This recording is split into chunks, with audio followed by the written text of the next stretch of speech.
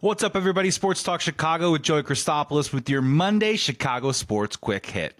St. Patrick's Day, everybody. Hope you have a wonderful week. A lot of great stuff on the sports menu this week. Obviously, the NCAA tournament right around the corner. We'll be rooting for the Chicago Bulls and probably the Chicago Blackhawks to be losing as many games as possible to get more lottery balls for next year's draft because they are up the track. And the Chicago Cubs kick off their season tomorrow morning, bright and early, 5:10 a.m. Central Time against the Los Angeles Dodgers overseas out in Tokyo. First piece of business over the weekend, obviously the Chicago Bears signed Olamide Zaccheaus.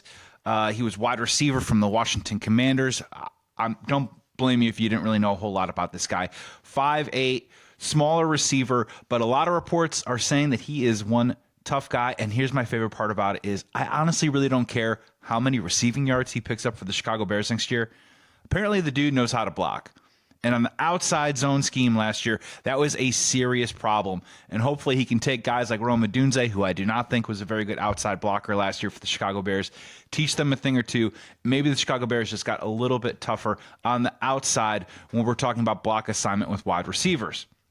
Comment and question below if you want to. What is more important to you for Olamide Zaccheaus next year? Is it getting 500 yards? Is it scoring 5 touchdowns? Is it him being the wide receiver number 3? Or is it filling in the gaps a little bit and helping out some of those guys like Olamide Zaccheaus and just being a good football player for a team that needs to get tougher, especially on that outside area? And let's be honest, tougher across the board. Let's go to the Chicago Cubs. Baseball is back, ladies and gentlemen. I am so excited. Look, I'm a baseball lifer. I love the Cubs. I love the White Sox equally. Come at me in the comments. I'm happy to go back and forth with you why that is the case. But for me personally, I think this is the beginning of my favorite time of year. A lot of people say that the baseball season is too long.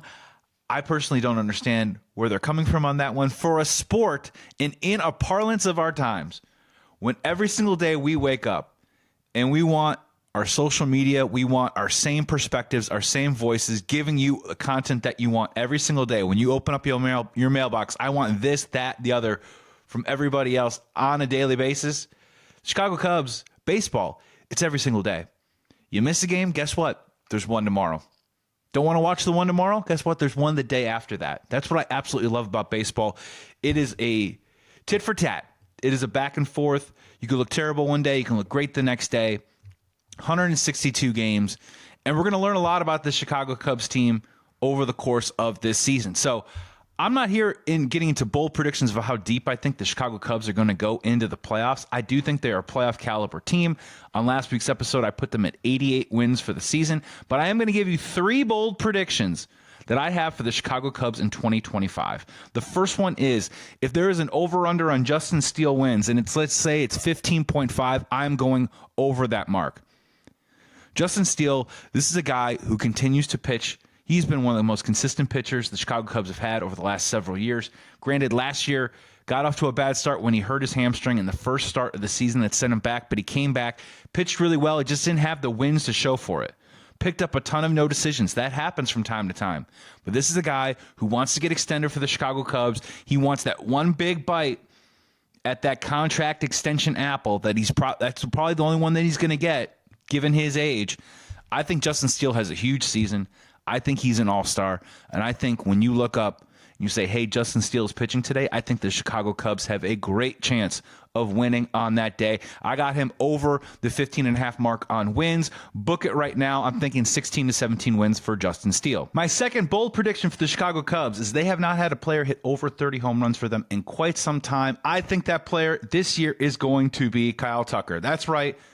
The prize of the offseason, the huge trade, the blockbuster deal for Kyle Tucker to come over to play right field for the Chicago Cubs.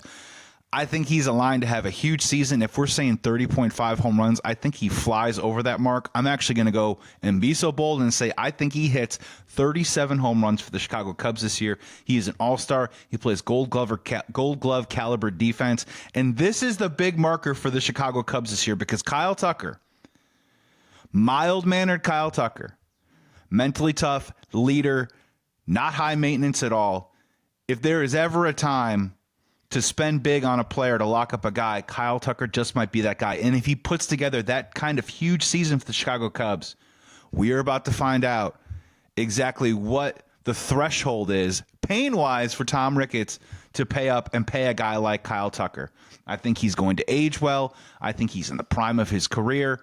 He's a left-handed, power-hitting bat and a dude that probably will be an all-star for you. And I'm telling you, if he hits 37 home runs, you best believe the Chicago Cubs better be in on extending Kyle Tucker. And guess what? That number on that extension, that's going to have a 4 in front of it. My final bold prediction for the Chicago Cubs, I've been thinking about this a lot. I don't think this is because I think this player is going to be ineffective. I think it's because there's another player coming to supplant him, and he might be the future at the position. I am going to say that the Chicago Cubs, by season's end, their closer, his name is going to be Porter Hodge. I think Ryan Presley can do the job. I think, look, 36 years old, he's done it before. But as we've seen over in Houston over the last couple of years, it isn't that he isn't a bad closer. It is more that he might not be a top-notch closer. And if he's 36 years old, I could see a scenario where, not because out of ineffectiveness, but because they might want to try some things, and maybe Ryan Presley in the 8th inning is better and more efficient in that role. I could see by season's end, if Porter Hodge is pitching well, that they hand it over to him. And then he's the one that starts closing games. More electric stuff, more dirty stuff, more hard and more nasty in the 9th inning. And I could see possibly Porter Hodge becoming the closer for the Chicago Cubs by the end of this year. And that could be not because Ryan Presley is pitching poorly, just because Porter Hodge is pitching so well. So there you have it. Those are my bold predictions for the Chicago Cubs this year. I think they're going to win 88 games. I got them in the playoffs. The journey begins tomorrow, 162. I absolutely can't wait. This is Sports Talk Chicago with Joey Christopoulos. Quick hit. We're coming with a longer episode later this week, but until then, enjoy yourselves. Enjoy the week. I'll talk to you soon.